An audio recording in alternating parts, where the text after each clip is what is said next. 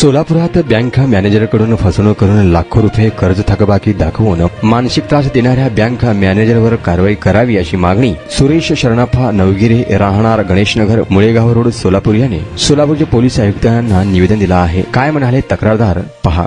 नमस्कार साहेब, मी सुरेश शरणप्पा नवगिरे. मी Pandharpur urban cooperative बँकेकडून loan घेतलं होतं. 23 लाख लोन घेतलं होतं. 2 वर्ष रेग्युलर हप्ता भरलो. 2 वर्षाच्या नंतर नोटबंदी GST ह्याच्यामुळं मी हप्ता रेग्युलर नाही भरलं. मग आतापर्यंत मी 42 लाख भरत असताना सुद्धा ना आणि मला 20 लाख माझ्यावर काढतंय बँकेनं. कुठली बँक आहे? Pandharpur urban cooperative bank. ही गणपत संजय पाटकान मला फसवलंय.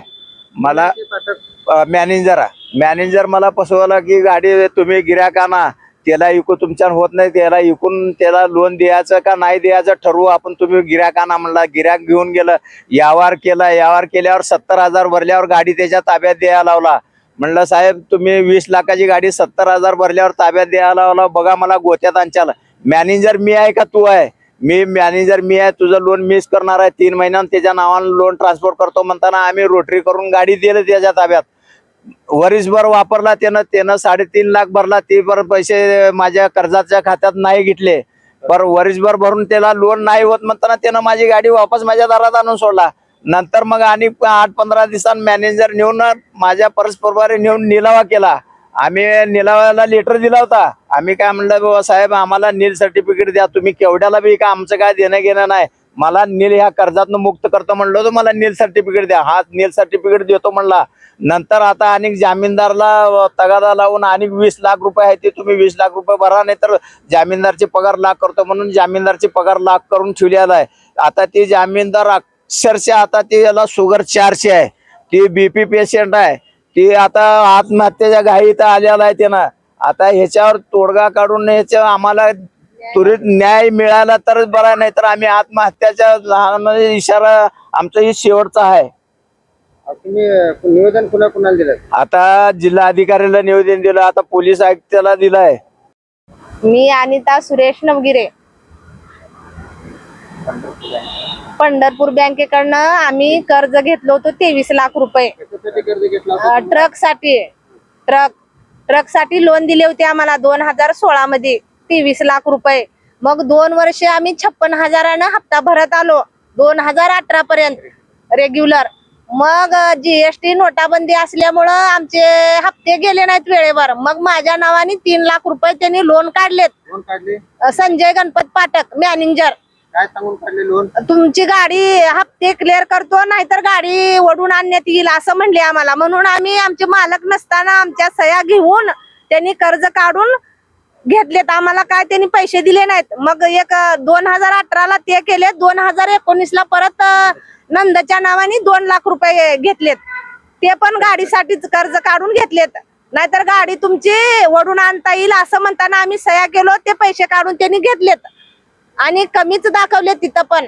मग ते झालं 2020ला तुमच्या हप्ते रेग्युलर भरणं होत नाही, तुम्ही गिऱ्हाईकांना म्हणल्यावर गिऱ्हाईक घेऊन गेल्यावर गाडीतच काय बँकेतच सौदा झाला मॅनेजर साहेबा पुढंच. कुठल्या शाखेत झाला? पंढरपूर मार्केट यार्ड शाखेत व्यवहार झाला. मग तिथं म्हणले की 20 लाखाला सौदा झाला. मग 70,000 भरल्यावर ती गाडी त्यांनी ताब्यात द्यायला लावली त्यांच्या उबाळ्याच्या रोटरी करून. मग 3 महिन्यात तुमच्या नावानं करतो म्हणले, लोन ट्रान्सफर करतो म्हणले. मग केले नाहीत. त्याचं नाव सुनील चंद्रकांत उबाळे. यांच्या नावानं लोन ट्रान्सफर करतो 3 महिन्यात मॅनेजर साहेब. केले नाहीत. वर्षभर त्याच्याकडनं हप्ता भरून घेतलेत, तरी पण त्याच्या नावानं गाडी ट्रान्सपोर्ट केले नाहीत. मग लास्टला शेवटाला त्यांनी गाडी नावान करीना वक्ताला गाडी आणून आमच्या दरवाजात ठेवलेत. गाडी ठेवल्यावर मॅनेजर साहेब येऊन गाडी घेऊन निलावा लावलेत. आता टोटल 37 लाख रुपये आम्ही भरलाव गाडीचेच आमचे सोडून, तरी पण अजून 18 लाख भरा, 20 लाख भरा असं म्हणाले त्यांनी. निलाव्याच्या रकमेमधून गाडी होत आहे, नील सर्टिफिकेट देतो म्हणले होते, दिले नाहीत. मग अजून आता 18 लाख भरा, 20 लाख भरा असं म्हणालेत. आमची तर परिस्थिती तशी नाही. तुम्ही तर लोन क्लिअर केलं. हा क्लिअर फेडला हाय की सगळं आमच्याकडे कागदोपत्र. मग आता तुमची पुढील रूपरेषा काय असणार आहे? आम्हाला ह्याच्यातनं नील सर्टिफिकेट द्यावं बँकेनं. आमच्याकडे आमची परिस्थिती तशी नाहीच भरायची. आम्ही अनापाण्याला मोजीत झालाव आणि ते जामीनदाराचे लॉक काढाव. 4 महिने झाले त्यांची पगार लॉक केले त्यांनी पण अनापाण्याला मोजीत आहे ती. त्यांचा मुलगा जी आहे ना बाहेर देशाला शिकायला आहे, त्यांना किती बी विनंती केलं तर बँकवाले आमचं ऐकून घेईनात. कारण मुख्य शाखेत पंढरपूर या ठिकाणी तुम्ही गेला होता का? हा गेलो होतो आम्ही. काय बोलले तिथे जाऊन? त्यांनी काय म्हणाले तर जेवढी रक्कम आहे तेवढी भरलं तरच आत या, नाही तर तुम्ही येऊ नका बँकेत. आता 5-6 वेळा जाऊन आलो आम्ही. आमची त्यांनी दाद घेईनात. बरं, आता तुमची पुढील रूपरेषा काय असणार आहे? आता नियोजन पुन्हा दिलं तुम्ही? आता आम्ही बघा जिल्हाधिकाऱ्याकडे आलो, तिथं दिलो, परत पोलीस आयुक्ताला दिलो. आता आम्हाला ह्याच्यात जर न्याय नाही मिळाला तर आम्ही बँकेसमोर जाऊन आत्मदहन करणार आहोत. ही लास्टचा पर्याय आहे आमचा.